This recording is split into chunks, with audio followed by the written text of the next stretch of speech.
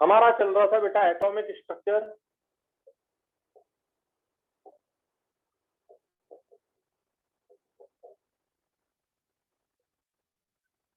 Atomic structure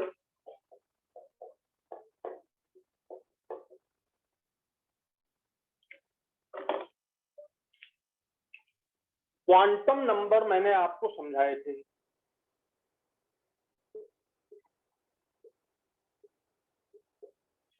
जिसमें N आपको समझा रहा था मैं, प्रिंसिपल क्वांटम नंबर।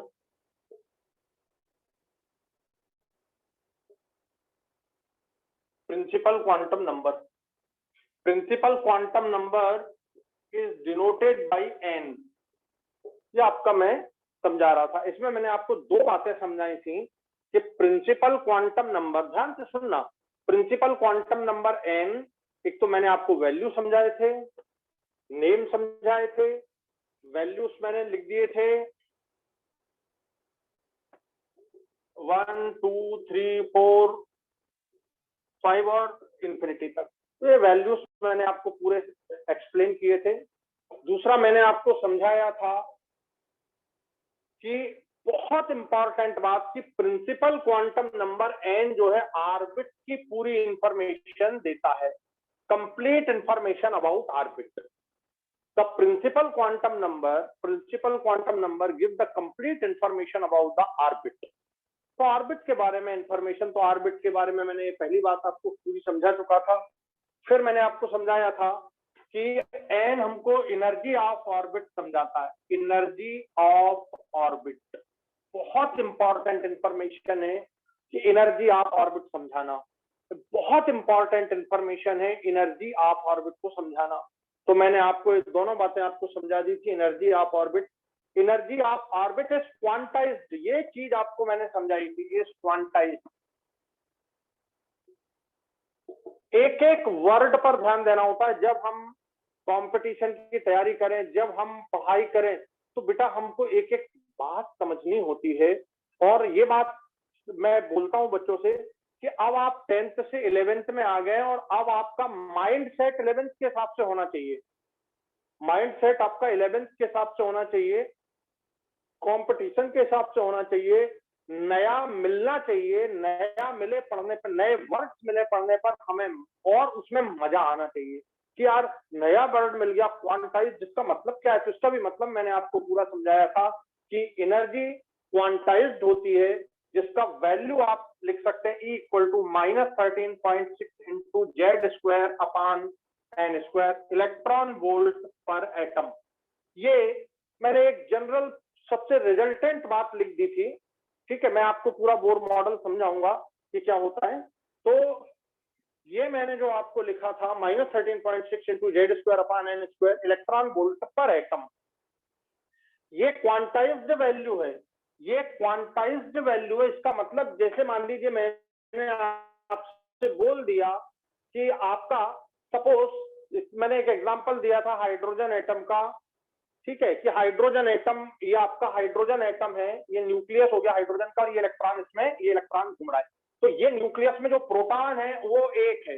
न्यूक्लियस में हमारा, हाइड्रोजन के न्यूक्लियस में एक ही प्रोटॉन होता है, और प्रोटॉन को हम बोलते हैं एटॉमिक नंबर। तो यहाँ पर जो जेड आपको दिखाई दे रहा है, these are the number of proton. Z का मतलब होता है नंबर ऑफ प्रोटॉन्स। और हमारे हाइड्रोजन एटम में प्रोटॉन्स बने, मींस हम ऐसा बोल सकते हैं कि this is the value of Z for hydrogen, this is the value of Z for hydrogen. And hydrogen में इलेक्ट्रॉन जो होता है वो फर्स्ट ऑर्बिट में होता है। क्या हाइड्रोजन में सेकेंड ऑर्बिट नहीं होता? होता है। थर्ड ऑर्बिट भी होता है, फोर्थ भी होता है, बट वो सब वैकेंट होते हैं, उनका कोई इंपॉर्टेंस नहीं होता। इस रूम का इंपॉर्टेंस तब है जब इसमें हम लोग रहें। ठीक है, मान लो किसी के घर में 2 ही आदमी हैं और रूम 10 है, तो 2 आदमी 2 रूम में रहेंगे, बाकी 8 रूम का उनके लिए कोई इंपॉर्टेंस नहीं है। अब वो तो 8 में 80 बना ले, 100 बना ले, 1000 बना ले, तो उसका कोई इंपॉर्टेंस नहीं है। तो जिस रूम में, मतलब जिस ऑर्बिट में इलेक्ट्रॉन है, उस ऑर्बिट का इंपॉर्टेंस होता है। समझ आए ना आप? अब आप 11th क्लास में है, तो 11th क्लास का आपके लिए इंपॉर्टेंस है। तो अब आपका फर्स्ट ईयर और मेडिकल के लिए भी कोई मतलब नहीं है आपका कि आपका आईटी के लिए या कोई कलेक्टर के लिए, अभी उसका लिए मतलब नहीं है। अब अभी आप 11th क्लास से आपको मतलब है, ठीक है, उसमें उसका सिलेबस, उसमें अच्छे नंबर, उसका पूरा बेस तैयार होना चाहिए, तो ये मतलब होता है। तो ये इलेक्ट्रॉन आपका फर्स्ट ऑर्बिट में है। तो आपका फर्स्ट ऑर्बिट मींस एन का वैल्यू 1 हो गया। ऐसा नहीं है कि N2 नहीं है, N2 भी है। ऐसा नहीं कि N3 नहीं है, N3 भी है। तो ये सब है आपका। लेकिन आप क्वांटाइज्ड का मतलब मैं फिर से आपको एक बार थोड़ा सा रिपीट कर दूं कि what do you mean by quantized. तो energy of orbit is quantized. जैसे मैंने बोला हाइड्रोजन के लिए, एक एक पॉइंट पर ध्यान देना, एक एक पॉइंट पर। हाइड्रोजन के लिए फर्स्ट ऑर्बिट की एनर्जी क्या होनी चाहिए, तो एकदम हमको ये फार्मूला मैंने दिया है, सिंपल फार्मूला है, रिजल्टेंट फार्मूला है। वैसे तो इक्वल टू आपने पढ़ा भी होगा, -2π² e⁴m × z² n² तो हम इनका सबका वैल्यू जब रख देते हैं तो हमको ये रिजल्ट मिल जाता है इलेक्ट्रॉन वोल्ट में। तो हमको अभी मुझे उससे कोई मतलब नहीं, मैं तो आपको सिर्फ ये बतला रहा हूं what do you mean bye quantization of the energy, what do you mean bye quantization of the energy. तो हमने हाइड्रोजन का फर्स्ट ऑर्बिट में इलेक्ट्रॉन देखा, मैंने लिखा energy of the first orbit. देखिए energy of the first orbit in hydrogen atom. तो भाई साहब इसको अगर आप ध्यान से देखेंगे -13.6 जेड का वैल्यू, ये देखिए हाइड्रोजन के लिए क्या है, 1 है, तो 1 का स्क्वायर किया मैंने। एन का वैल्यू देखिए, इलेक्ट्रॉन कहां पर है, फर्स्ट ऑर्बिट में है, ये फर्स्ट ऑर्बिट ये आ गया -13.6 इलेक्ट्रॉन वोल्ट पर एटम। अब जरा सोचो, ये जो -13.6 आया, ये जो इलेक्ट्रॉन की एनर्जी है ये क्वांटाइज्ड है। अरे कभी चेंज होने वाली है क्या ये? नहीं। पूरी दुनिया की सारी बुक देख लेना, चाहे अमेरिका की, रशिया की, चाइना की, यार जहां से कोरोना आया है, कहीं से भी कोई भी बुक देख लेना, energy of electron in the first orbit of hydrogen atom is 13.6। This is the quantized value of the first orbit of hydrogen atom. बोलो ये बात क्लियर हुई कि नहीं तुम लोग को? ये स्टेटमेंट क्लियर, अच्छे से क्लियर हुआ कि नहीं सबको? सब अपना मोबाइल म्यूट ना करके बैठे, ठीक है? जब मैं बोलूंगा तब आप म्यूट करना। तो अभी आप समझ आया कि नहीं ये क्वांटाइजेशन ऑफ एनर्जी का मतलब? Yes sir. बोलो। तो अब अगर मान लो मैं आपसे बोलूं कि किसी तरह मैंने इलेक्ट्रॉन को यहां पहुंचा दिया, जरा सोचो, ये आ गया, मैं तरीका कोई भी हो, मैं टेम्परेचर देके, लाइट देके, फोटॉन देके, ठीक है, तो मैंने इलेक्ट्रॉन को यहां पहुंचा दिया। अब क्या इलेक्ट्रॉन फर्स्ट ऑर्बिट में है? नहीं, अब आ गया वो सेकंड ऑर्बिट। बोले सर हाइड्रोजन में तो एक ही ऑर्बिट होता है। मैंने क्या बोला? हाइड्रोजन में तो इनफाइनाइट ऑर्बिट है। मतलब तो उससे है जिसमें इलेक्ट्रॉन है, जिसमें इलेक्ट्रॉन है उससे हमें मतलब होता है, ठीक है? तो आपको इसमें मतलब किससे है? सेकंड ऑर्बिट से। अब मैंने सेकंड ऑर्बिट की एनर्जी निकाली, तो इस तरह से ये देखिए एनर्जी आपका second orbit of hydrogen atom. तो अब बताओ कितना है? 13.6। जेड का वैल्यू तो 1 ही है, -13.6 इंटू जेड का वैल्यू तो 1 का स्क्वायर अपान एन। अब सेकंड ऑर्बिट में इलेक्ट्रॉन आ गया 2 का स्क्वायर, या आपका मिला -3.4 इलेक्ट्रॉन वोल्ट पर एटम। अब जरा सोचो इसका मतलब क्या हुआ कि सेकेंड ऑर्बिट में हाइड्रोजन की जो एनर्जी का वैल्यू है, सेकेंड ऑर्बिट में जो हाइड्रोजन की एनर्जी का वैल्यू है वो -3.4 है। कितना है? -3.4 इलेक्ट्रॉन वोल्ट। तो this is the energy of the second orbit of hydrogen atom. बोलो ये बात क्लियर हो गई कि नहीं अब तुमको? दिस इज द, आपको ये फार्मूला कैसे आया, हो सकता है बहुत सारे बच्चों ने भी नहीं पढ़ा हो, लेकिन मैं आपको सिर्फ ये बता रहा हूं कि ये फार्मूला आप लिख लो, और हम जो देख रहे हैं कि what do mean by quantization of the energy, उसका मतलब हम समझ जाएंगे। तो बताओ सेकेंड ऑर्बिट में इलेक्ट्रॉन की एनर्जी कितनी आई बताओ? -3.4।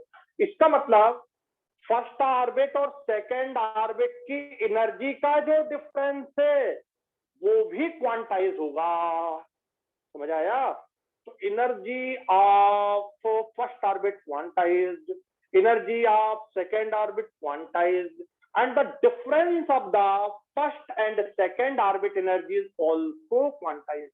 आप अगर डिफरेंस निकालना चाहेंगे तो डेल ई, आपने इलेक्ट्रॉन फाइनली भेजा है किसमें, सेकेंड ऑर्बिट में, इनिशियली था फर्स्ट में, तो आपका ये E2 माइनस E1 की एनर्जी आपको मालूम है -13.6, ये रखिए, देखिए E2 की एनर्जी आपको ये मालूम है -3.4, और ये माइनस, अब आप ये कैलकुलेट करेंगे तो ये आ जाएगा +10.2 इलेक्ट्रॉन वोल्ट। ये देखिए ये जो 10.2 इलेक्ट्रॉन वोल्ट है, this is the difference of the energy between first and second orbit, it is also quantized. ये इसका मतलब क्या हुआ, इसका मतलब ये हुआ कि अगर आप फर्स्ट ऑर्बिट से सेकेंड ऑर्बिट में इलेक्ट्रॉन को पहुंचाओगे तो आपको 10.2 इलेक्ट्रॉन वोल्ट एनर्जी सप्लाई करनी पड़ेगी। ये आप इसको इतनी एनर्जी दे दो।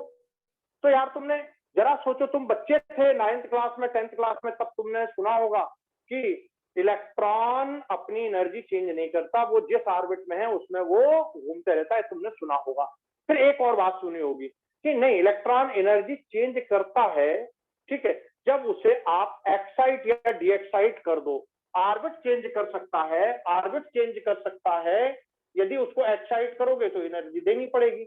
अब मान लो वो वापस आया, इधर देखो, अब मान लो वो वापस आया, आपने इतनी एनर्जी देके इलेक्ट्रॉन को कहां भेज दिया, सेकेंड ऑर्बिट में, यहां पे आ गया। ये अब वापस आएगा तो कितनी एनर्जी लूज करेगा, उतनी ही एनर्जी -10.2 इलेक्ट्रॉन वोल्ट वो लूज कर देगा। ये देखिए माइनस साइन डाला मैंने, तो इसका मतलब एनर्जी का वैल्यू क्वांटाइज्ड है। इसका मतलब एनर्जी का वैल्यू क्वांटाइज्ड है। यार जरा सोचो, तुम यहां से, ये दिल्ली है और ये भोपाल है, तुम दिल्ली से भोपाल आए, किराया 1000 रुपए लगा, ठीक है सपोज। अब उसी ट्रेन से तुम वापस गए, उसी डिब्बे से, उसी कोच से वापस गए, तो भी 1000 लगेगा। लेकिन एक में आपको क्या बोलना पड़ा, जाना, और एक में क्या बोलना पड़ा, आना। तो जाने के लिए साइन प्लस हो गया, तो आने के लिए साइन माइनस हो गया, तो वैल्यू बराबर है।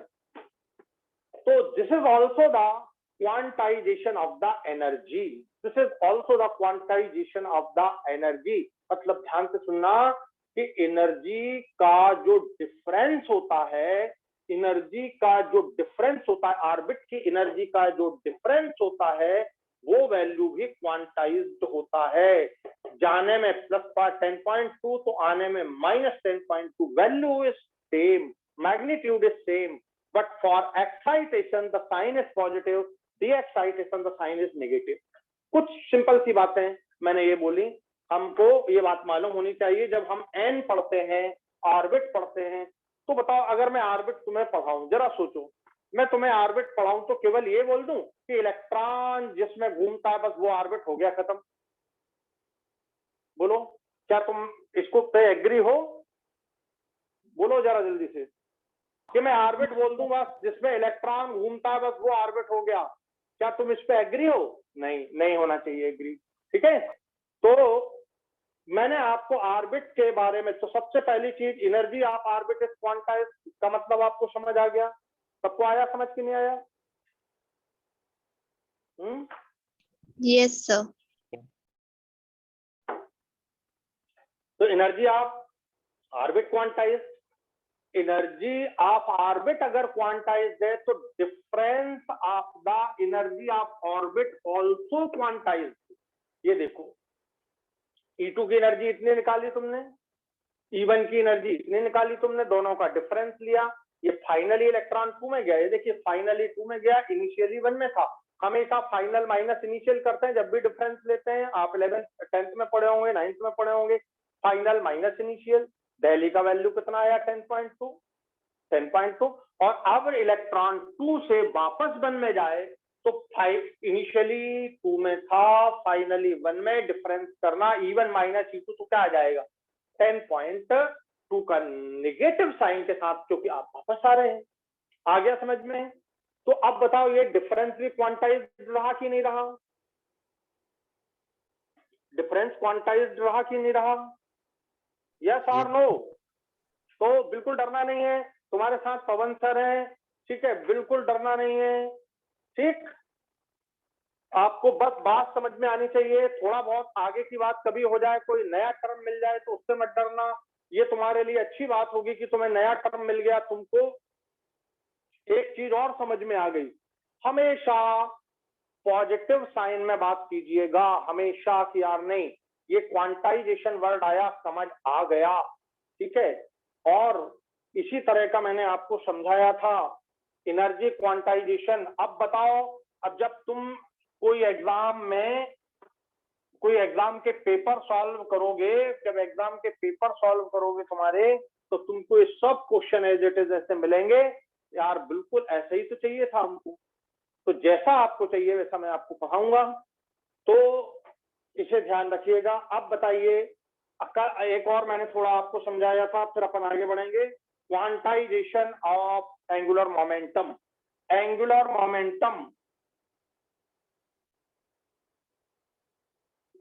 Momentum of electron also quantized.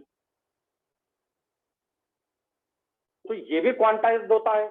इसका मतलब क्या होता है? एंगुलर मोमेंटम ये होता है मास इनटू वेलोसिटी, ये होता है मोमेंटम, और इसमें रेडियस का और मल्टीप्लाई कर दो, ये रेडियस है, ये रेडियस है, इस रेडियस का और मल्टीप्लाई कर दो, तो ये हो गया एंगुलर मोमेंटम, ये हो गया एंगुलर मोमेंटम।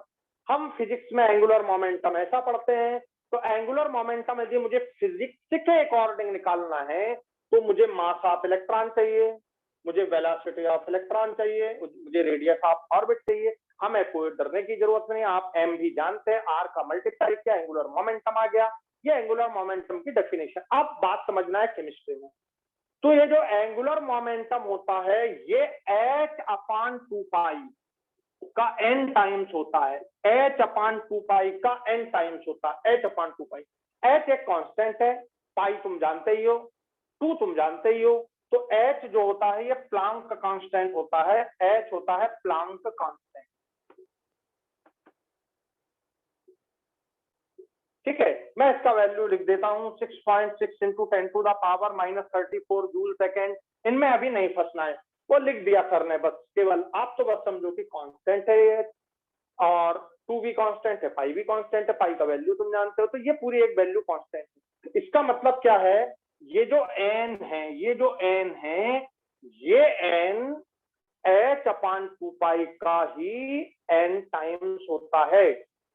जो एंगुलर मोमेंटम होता है, सॉरी, जो एंगुलर मोमेंटम होता है वो h/2π का n टाइम्स होता है। यदि मैं आपको ये एंगुलर मोमेंटम दे दूं, h का वैल्यू तुमको लिख दिया है, 2 जानते हो, पाई का वैल्यू रखोगे और इसको डिवाइड कर दोगे, इसको इधर लाके, तो n आ जाएगा। इसका मतलब क्या हुआ? ऑर्बिट, अब ध्यान से सुनना है, ऑर्बिट जिसे तुम ऑर्बिट बोलते हो, ये जो ऑर्बिट जिसे तुम बोल रहे हो, ये ऑर्बिट वो ऑर्बिट है जिसका एंगुलर मोमेंटम h/2π का n टाइम्स है, और वो होल नंबर में होता है हमेशा n times, that is 1। n का वैल्यू 1 होता है, 2 होता है, 3 होता है, 4 होता है, 5। तो m मास ऑफ इलेक्ट्रॉन मालूम हो, वेलोसिटी मालूम हो, रेडियस मालूम हो, ये आर इलेक्ट्रॉन के तीनों हमको पॉइंट मालूम हो, हमको एंगुलर मोमेंटम मिल गया, मुझे h का वैल्यू मालूम है, 2 का वैल्यू मालूम है, 2 मालूम है, पाई का वैल्यू मालूम है, मैंने इधर लाके इसको शिफ्ट किया, n का वैल्यू निकाला, तो या तो वो 1 आएगा, या 2 आएगा, या 3 आएगा। ऐसा नहीं आएगा कि 1.01, अरे 1.001 भी नहीं आएगा, ऐसा भी नहीं आएगा, 0.999 ये भी नहीं आएगा। अगर 0.99 आया तो इसका मतलब गलत, वो एग्जैक्ट 1 आएगा। इसका मतलब ऑर्बिट बे ही होते, ध्यान से सुनना आप, बे ऑर्बिट होते हैं, बे ऑर्बिट होते हैं जिनमें इलेक्ट्रॉन जो घूमता है उसका एंगुलर मोमेंटम h/2π का n टाइम्स होना चाहिए। समझ गए आप? तो ये ऑर्बिट है आपका। अब आप ये एंगुलर मोमेंटम क्वांटाइजेशन का मतलब समझ गए होंगे। अगर मैं 1 का वैल्यू दूं, अगर मैं आपको फर्स्ट ऑर्बिट दूं, अब ध्यान से सुनना जो क्वेश्चन आपको आता है,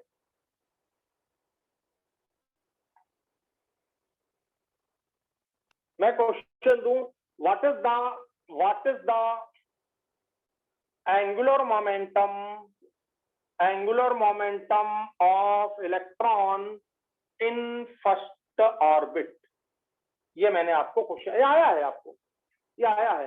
अब ध्यान से सुनना, angular momentum of electron in the first orbit, एकदम समझ आ गया, ये आएगा h/2π इसका 1, ये आपका एंगुलर मोमेंटम होगा 1 × h/2π, फिक्स है, ये बदलेगा नहीं, क्वांटाइज्ड है। सेकेंड ऑर्बिट की बात करूं तो h/2π का, तो 2 × h/2π, जैसे h/π is the angular momentum of electron in the second orbit. बोलो क्लियर हुआ कि नहीं क्लियर? आपको ये वैल्यू याद हो गई कि h/2π? बोलो सर, ये दोबारा रिपीट कर दो ये क्वेश्चन। ये है what is the angular momentum of electron. मैं ऐसे ही लिखता हूं क्योंकि आपको कई बार लिख देता हूं। तो अब एंगुलर या मोमेंटम या of electron in the first orbit.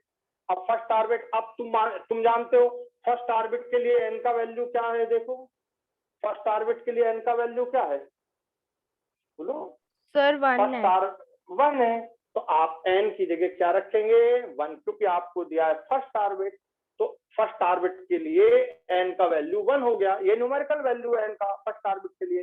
तो 1 × h/2π, 2 × h/2π, 3 × h/2π, ये एंगुलर मोमेंटम है इलेक्ट्रॉन का ऑर्बिट में, ये एंगुलर मोमेंटम है इलेक्ट्रॉन का ऑर्बिट में।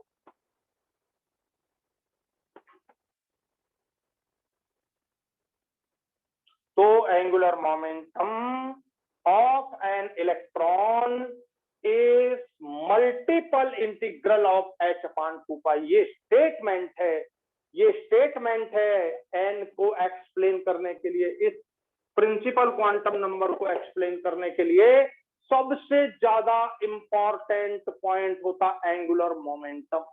तो angular momentum of an electron in a given orbit is multiple integral of h/2π, multiple integral of h/2π, where h is the Planck constant।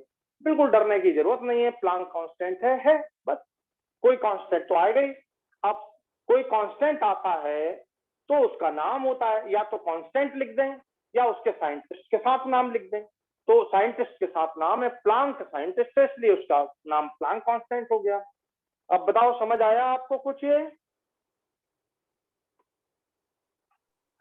Yes sir. जो बच्चों किसी को कोई दिक्कत तो नहीं? No sir.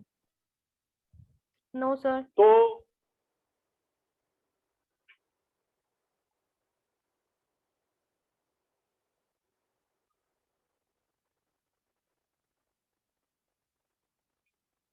हमेशा ध्यान रखो कि आप हमेशा नया सीखने की कोशिश करना, हमेशा नया सीखने की कोशिश करना, हमेशा, ठीक है।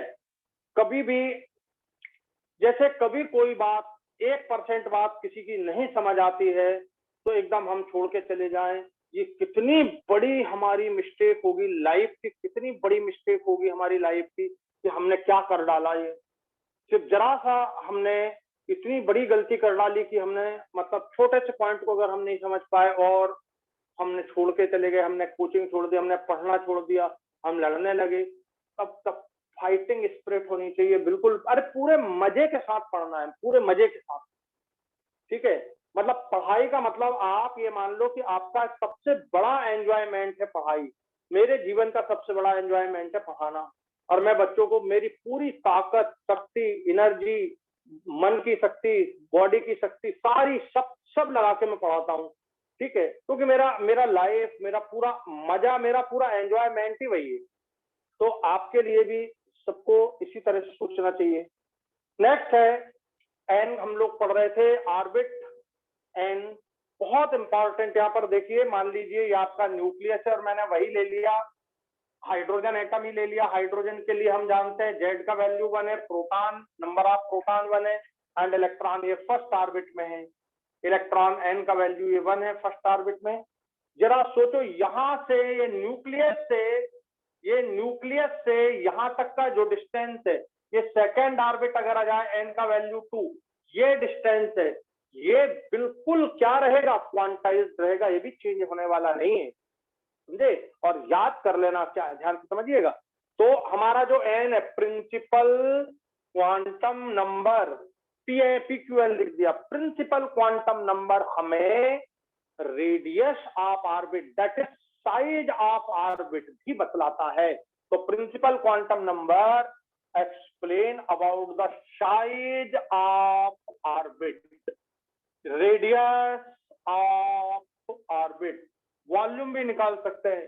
तो ये बिल्कुल फिक्स है, आपको आया हुआ है size of orbit that is size of orbit, size का मतलब radius of orbit, diameter, volume आप जो आप चाहे निकाल सकते हैं, उसके लिए एरिया निकाल सकते हैं जो आप चाहें। तो ध्यान से समझना, size of orbit, size of orbit, radius of orbit, radius equal to होता है किसी को, या मैं रिजल्ट लिख रहा हूं, मैं रिजल्ट लिख रहा हूं बस आपको समझाने के लिए कि रेडियस कितनी है तो है, नहीं तो केवल आपको यही लोग इतना ही पढ़ाएंगे कि बस साइज ऑफ ऑर्बिट या रेडियस ऑफ ऑर्बिट पता लगता है, एन से हमको रेडियस ऑफ ऑर्बिट पता लगती है, बस इतना कोई आपको बताएगा। लेकिन मैं आपको साथ में इसके रिलेट कर रहा हूं, 0.53 into n square upon Z, और जेड का मतलब तो ये लिखा है, देखो एटॉमिक नंबर होता है, जेड का मतलब होता है atomic number, number of protons, number of proton.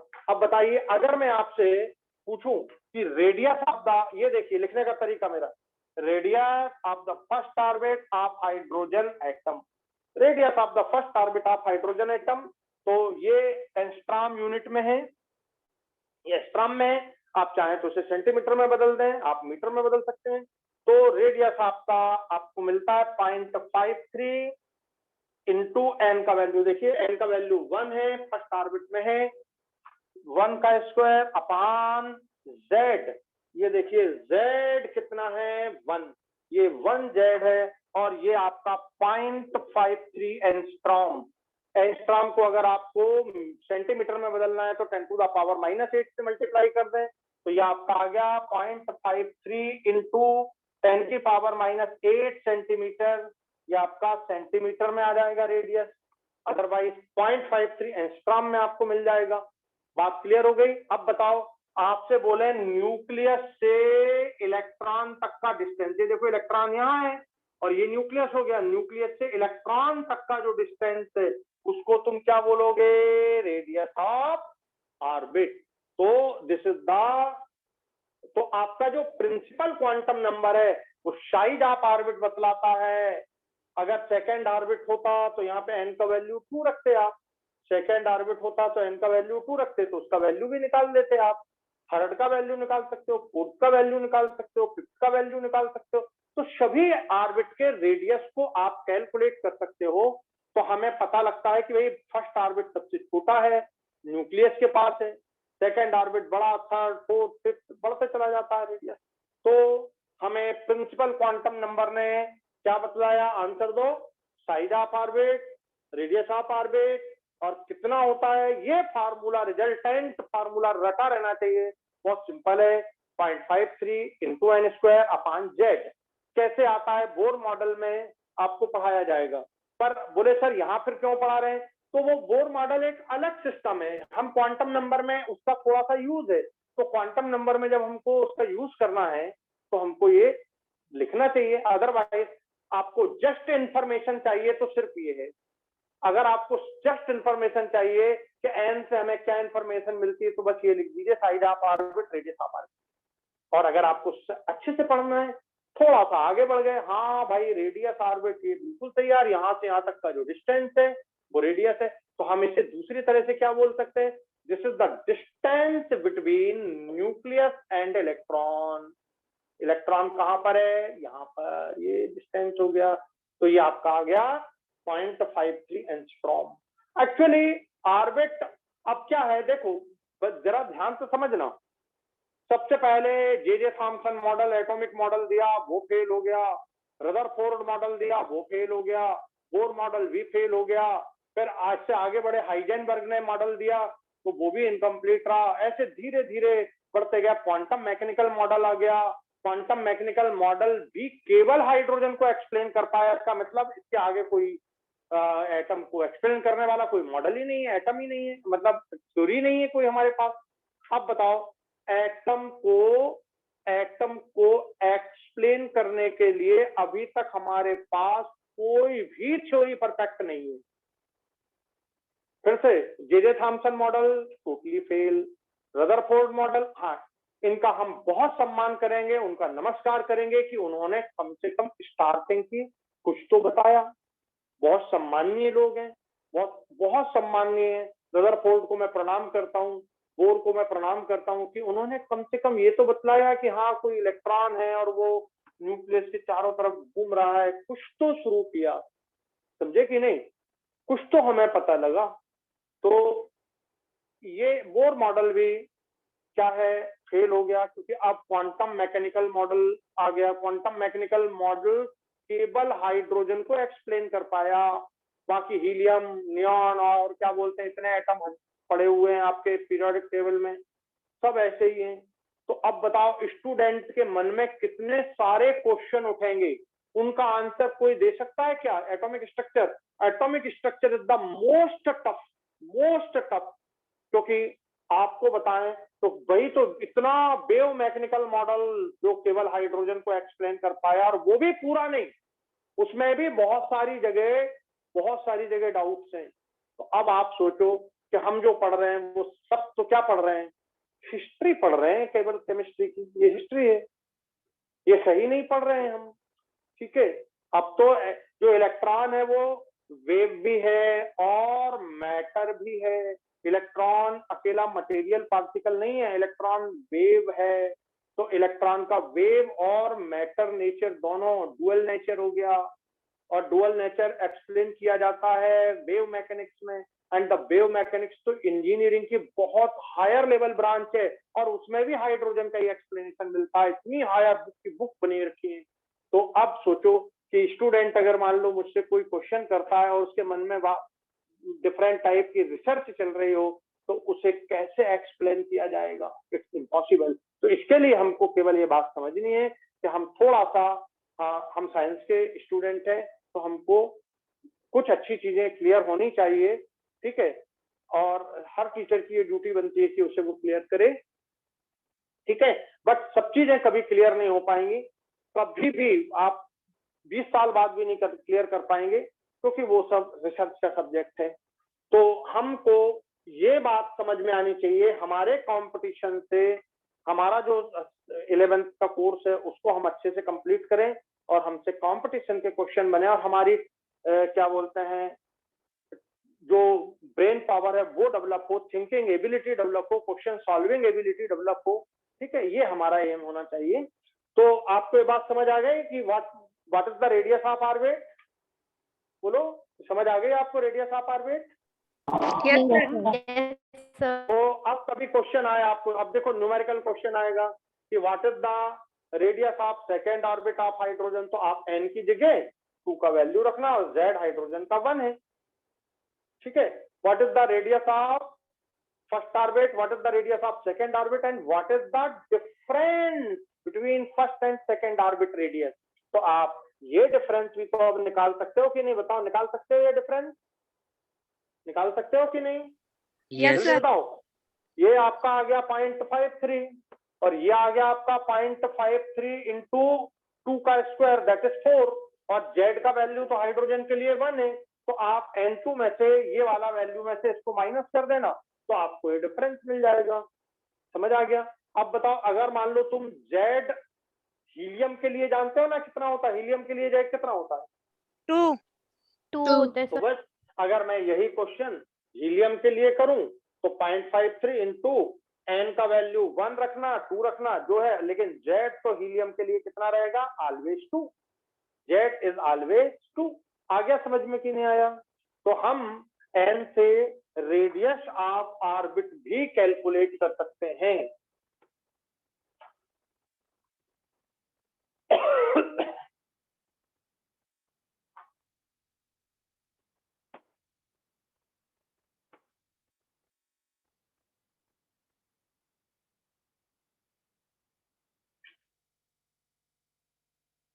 तो हुआ कॉन्सेप्ट क्लियर आपका? तो एन से हमको कितनी चीजें पता लगी जो सबसे इंपॉर्टेंट है? फिर से radius of orbit, energy of orbit and angular momentum of orbit, ये चीज हमको पता लगती है। ये सबसे इंपॉर्टेंट 3 पॉइंट हैं और ये 3 ही एन के लिए पढ़े जाते हैं। नेक्स्ट है, लिखिए second quantum number, secondary quantum number. ये फर्स्ट प्रिंसिपल सबसे बड़ा है, तो प्रिंसिपल क्वांटम नंबर आप पढ़ लिए। अब प्रिंसिपल के बाद सेकेंडरी क्वांटम नंबर, इसी को हम बोलते हैं एजीमुथल क्वांटम।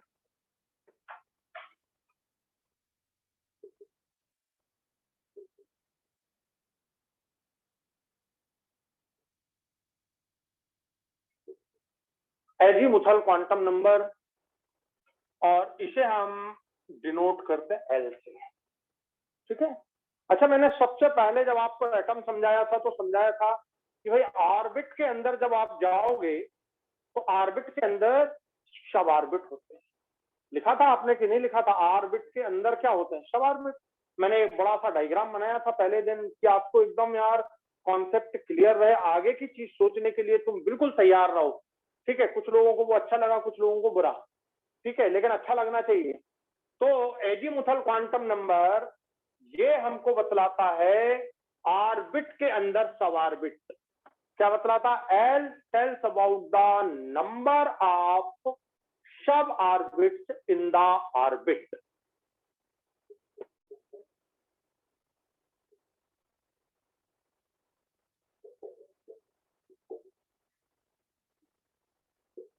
ये देखो, ये इसकी इंफॉर्मेशन है। ऑर्बिट के अंदर कितने सब ऑर्बिट हैं, कैसे हैं वो, कितने हैं, किस तरह से अरेंज है, ये सब बातें हमको ये बतलाता एल। एल की सबसे इंपॉर्टेंट बात क्या है बोलो? क्या बतलाता एल? पढ़ो इसको। नंबर ऑफ सब ऑर्बिट। नंबर ऑफ सब ऑर्बिट इन द ऑर्बिट। मतलब क्या हुआ? मतलब ये हुआ ऑर्बिट की तो हमने इंफॉर्मेशन जान ली, अब हमें सारी इंफॉर्मेशन सब ऑर्बिट की जो देगा वो एल देगा। एल हमें सब ऑर्बिट के बारे में पूरी इंफॉर्मेशन देता है। ये देखिए मैंने ये डाल दिया, एल हमें सब ऑर्बिट की इंफॉर्मेशन देता है। तो लिखिए जल्दी से, नंबर ऑफ सब orbit in the orbit. L हमें L give the complete information about the number of sub orbits in the orbit। ये देखिए, सब ऑर्बिट को आप सब सेल कहेंगे, सब लेवल कहेंगे, सब एनर्जी लेवल कहेंगे, सब एनर्जी लेवल भी कह सकते हैं, सब एनर्जी लेवल भी कह सकते हैं।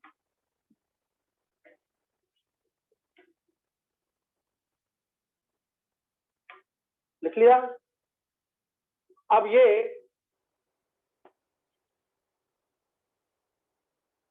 ध्यान से सुनना सब लोग, ये मेरे पास ऑर्बिट, ये मैंने ऑर्बिट बनाया और ऑर्बिट को हम रिप्रेजेंट करते हैं एन से, और ये सब ऑर्बिट है।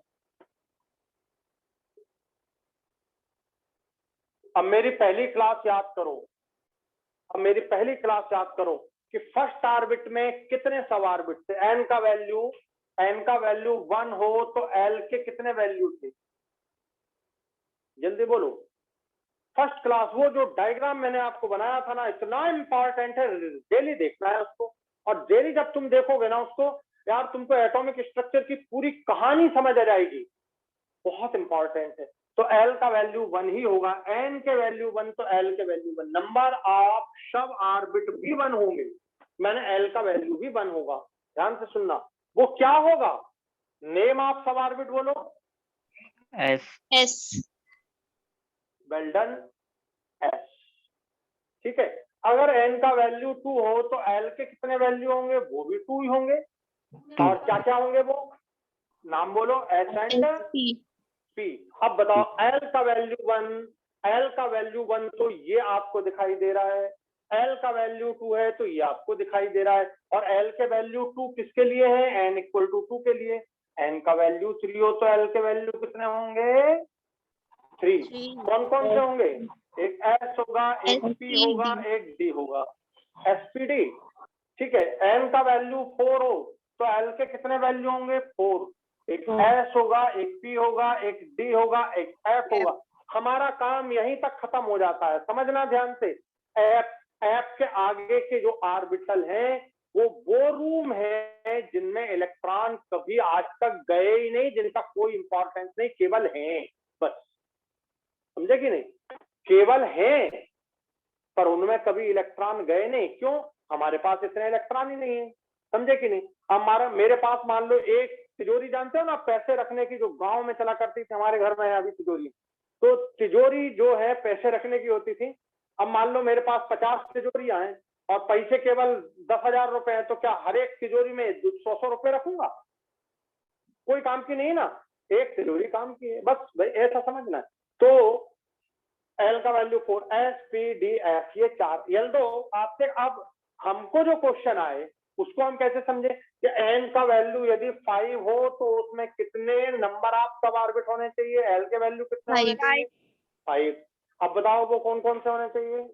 S P D G F G ये तो इस तरह से। अब बताओ, ये अगर तुम्हें कोई क्वेश्चन आ जाए ना, और यही आते हैं, तुम जब पेपर सॉल्व करके देखना, तुमको एकदम क्लियर मतलब ये आएगा कि अरे यार ये तो बहुत सिंपल था यार, बहुत सिंपल है, ऐसे ही मिलेगा आपको।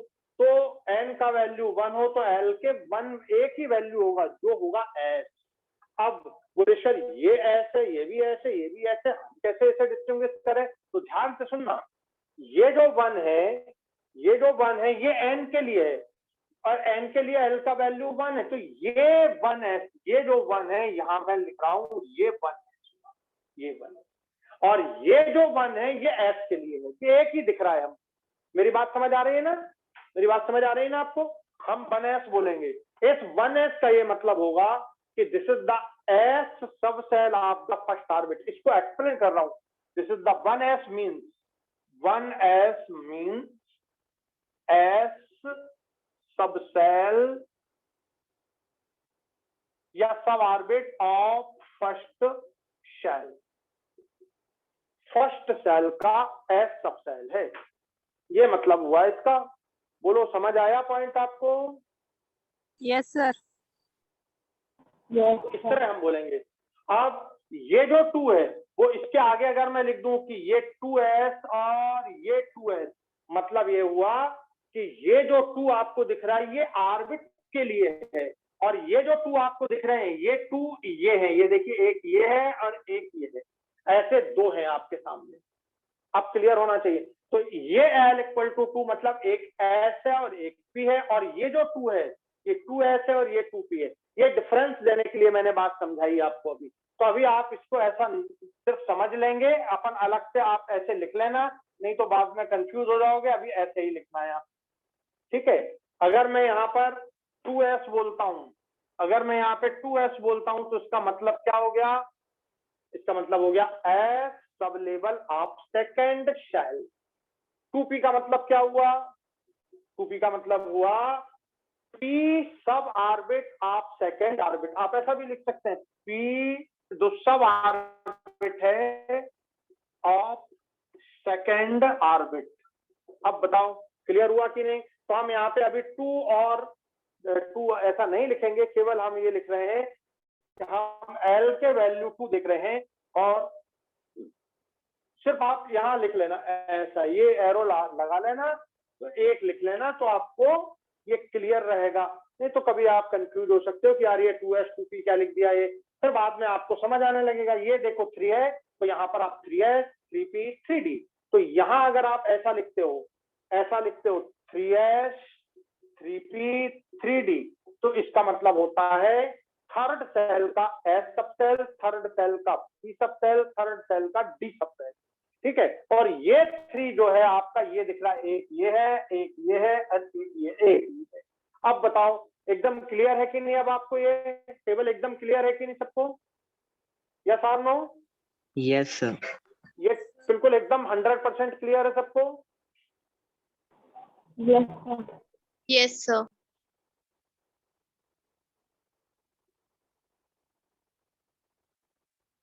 तो ये आप टेबल बना लो।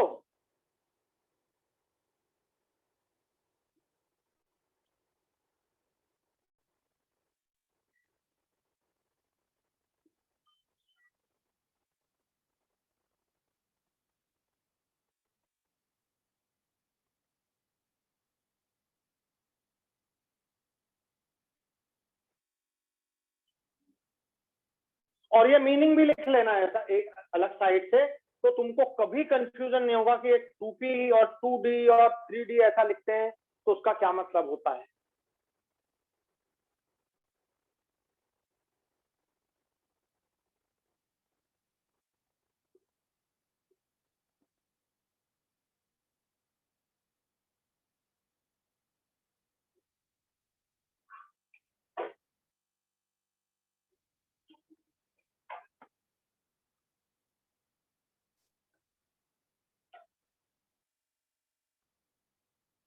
बोलिए, हो गया है कंप्लीट?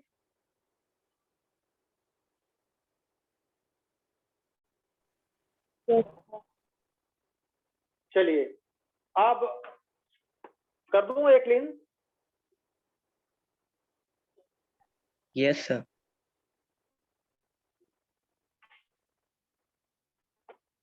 तो हमें एकदम मीनिंग क्लियर होने चाहिए कि हम क्या पढ़ रहे हैं, क्या लिख रहे हैं।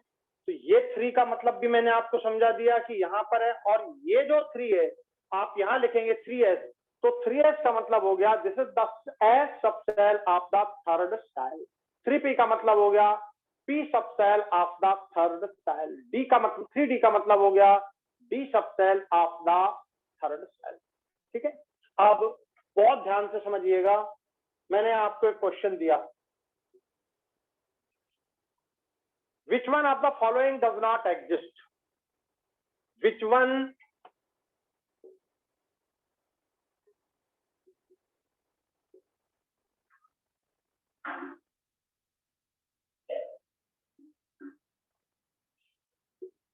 one of the following does not exist?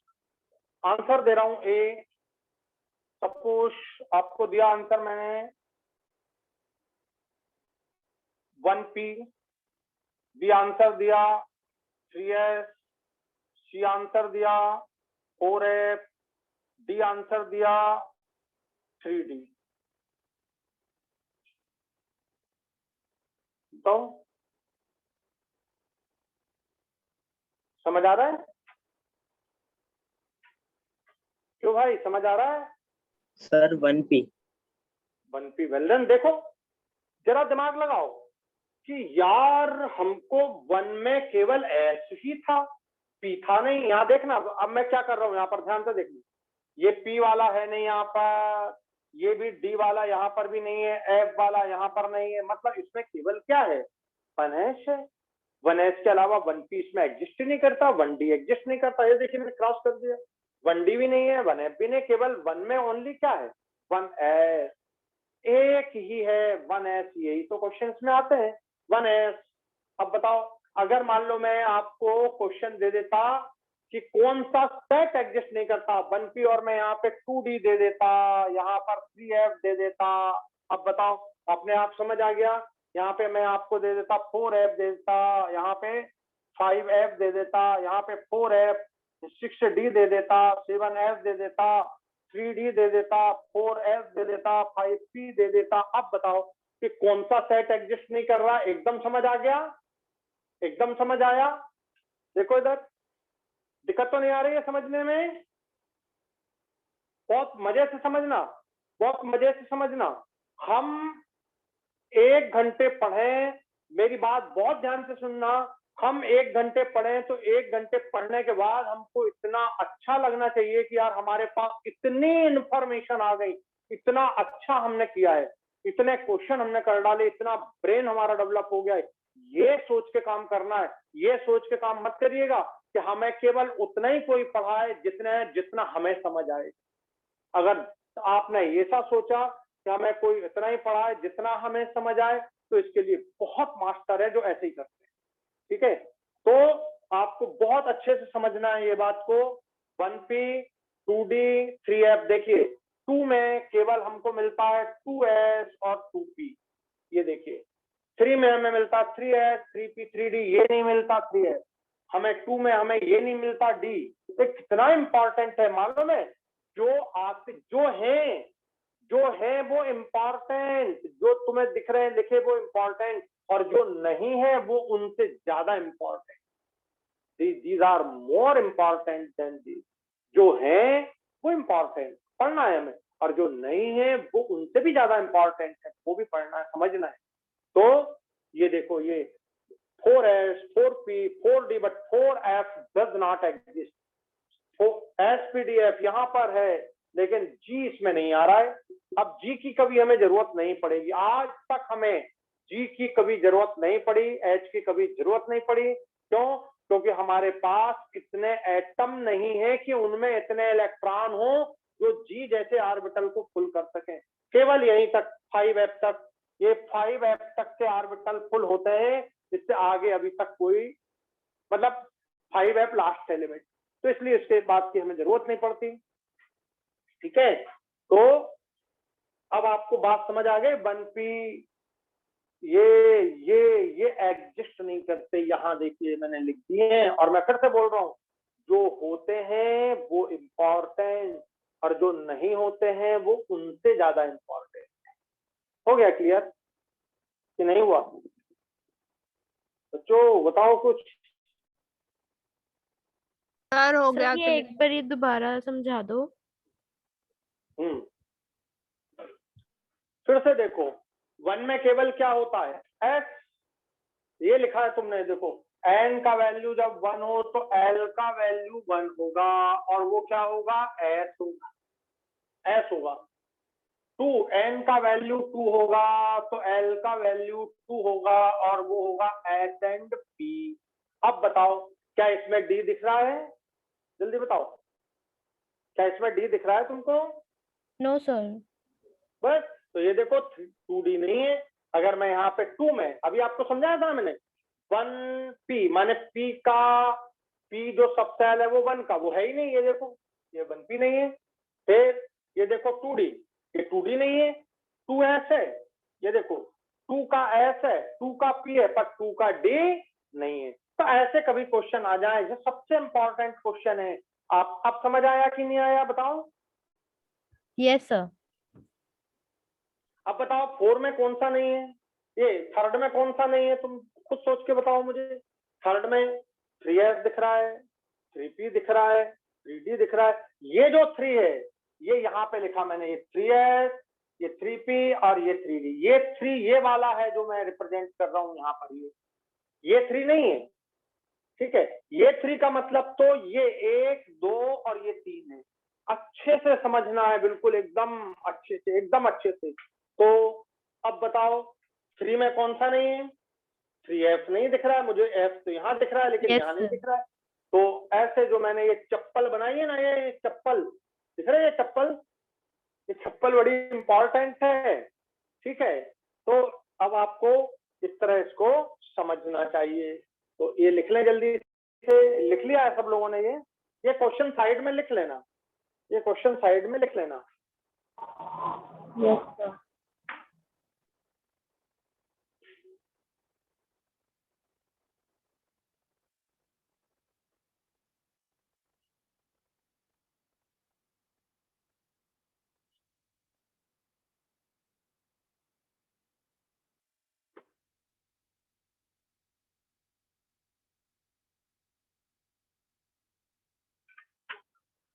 तो इस तरह हम इसको पढ़ेंगे।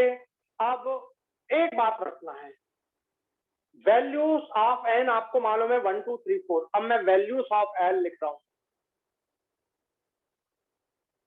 फिर इनका कल डिटेल फिर समझाऊंगा अगली क्लास में। वैल्यूज ऑफ एल, ध्यान से सुनिएगा।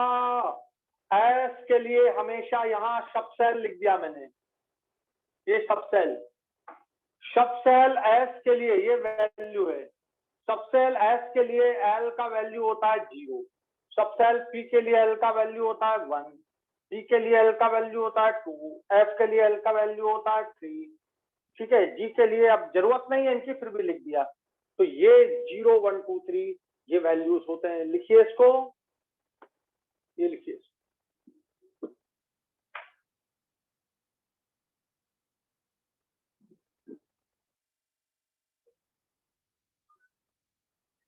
तो क्लियर हुआ सबको? ये values of L for the S subshell. यहां आप कैसे बोलेंगे इसको, बोलने का तरीका देखो, वैल्यू ऑफ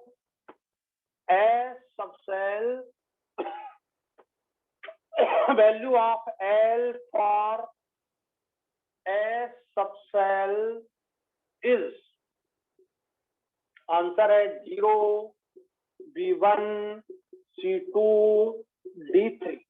अब आपके सामने ऑप्शन है, तो S के लिए L का वैल्यू क्या दिख रहा है, बोलो, आंसर हो गया 0। अब ऐसा किसी के लिए भी दें तो आप समझ सकते हो कि नहीं, अब कोई दिक्कत तो नहीं इसमें L के वैल्यू समझने में? L के वैल्यू आ गए समझ में आपको? Yes sir. Yes, sir. बोले सर ये आए कहां से, ये आए कहां से नहीं, बस आपको अभी एक याद रखना है, आए कहां से वाला मामला नहीं है यहाँ पे। तो अभी आपको एल का वैल्यू फिर हम समझा देंगे, जब कहाँ पे पढ़ेंगे आप, जब आप वेव मैकेनिक्स वगैरह पढ़ेंगे तब आपको फिर समझा सकते हैं कि ये देखिए एल के लिए, एस ऑर्बिटल के लिए एल का वैल्यू 0 हुआ, ठीक है। तो वो वहां पे फिर अभी हमको थोड़ा याद करना है। तो केमिस्ट्री में पढ़ने के तरीके दो हैं।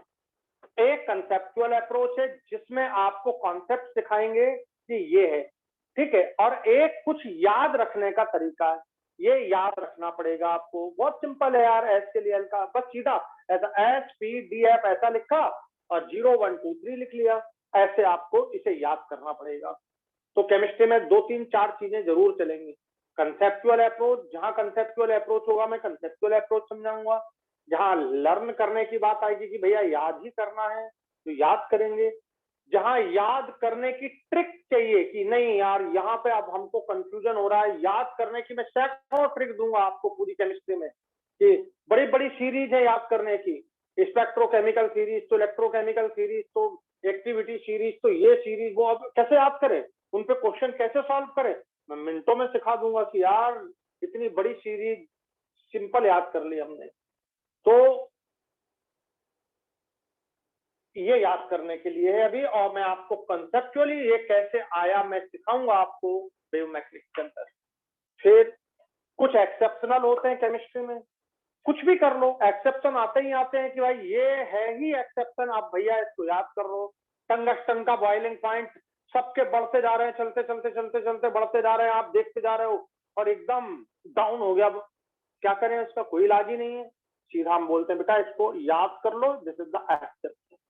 तो बहुत सारी चीजें आपको एक्सेप्शन मिलेंगी, लेकिन बहुत कम है ऐसी। मैं आपको हर चीज की रीजनिंग दे दूंगा, दुनिया में केमिस्ट्री की कोई ऐसी रीजनिंग नहीं है जो मैं आपको ना दे पाऊं। समझ आ गया? आज की पूरी क्लास समझ आ गई आपको ये? तो आज यहीं पे खत्म करेंगे। Thank you very much. जय हिंद, जय भारत। बढ़िया से पढ़ाई कीजिए, मस्ती से, ठीक है, बिना टेंशन के रहिए।